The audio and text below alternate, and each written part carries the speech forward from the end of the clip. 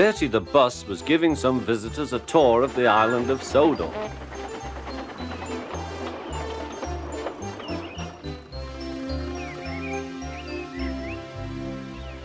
It was their last afternoon, and Edward was preparing to take them to meet Bill and Ben. He found it hard to start the heavy train. "Did you see him straining?" asked Henry. "Positively painful," remarked James.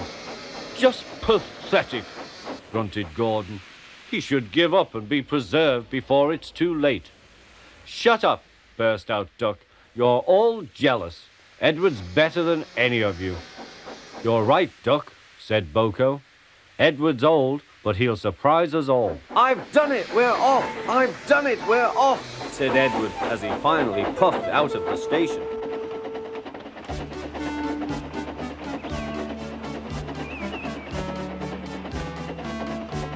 Bill and Ben were delighted to see the visitors. They loved being photographed. Later, they took the party to the China Clay Works in a brake van special.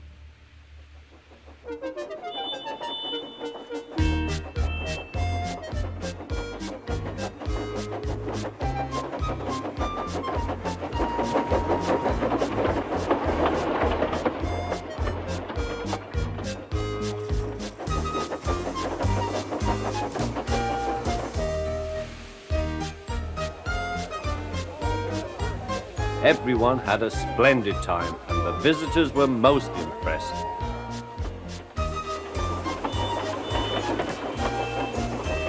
Then Edward took the visitors home.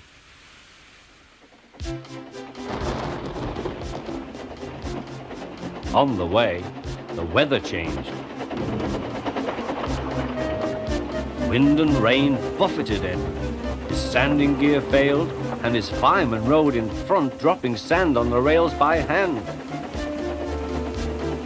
Suddenly, Edward's wheels slipped fiercely. With a shrieking crack, something broke. The crew inspected the damage. Repairs took some time. "One of your crank pins broke, Edward," said his driver. "We've taken your side rods off. Now you're like an old-fashioned engine. Can you get these people home? They must start back tonight." "I'll try, sir," promised Edward. Edward puffed and pulled his hardest, but his wheels kept slipping and he could not start the heavy train. The passengers were anxious. Driver, fireman and guard went along the train, making adjustments between the coaches. "We've loosened the couplings, Edward.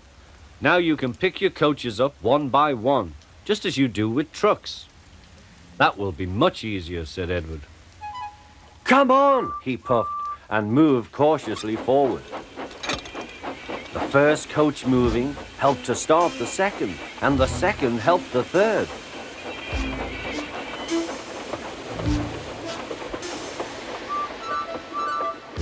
"I've done it, puffed Edward. "Steady, boy," warned his driver. "Well done, boy. You've got them, you've got them." And he listened happily to Edward's steady beat as he forged slowly but surely ahead. At last, battered, weary, but unbeaten, Edward steamed in. Henry was waiting for the visitors with the special train. "Peep, peep!"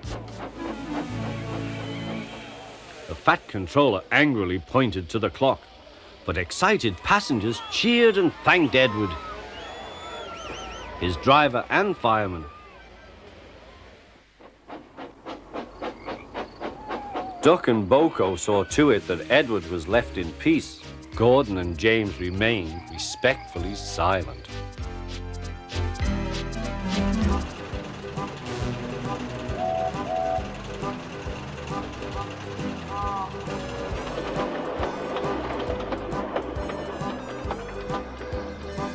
The Fat Controller asked Boko to look after Edward's line while he was being mended. Boko was pleased. He worked well, and now they run it together.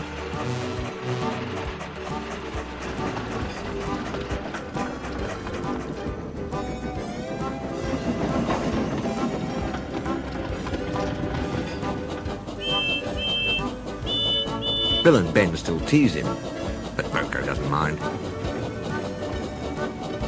He lives at Edward's station, but is welcome anywhere, for he is now one of the family.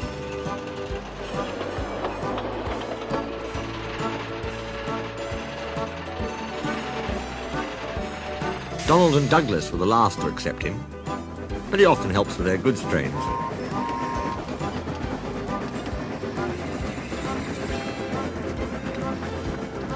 And the other day they were heard to remark, "For a diesel, yon Boko's nae such a bad sort of engine."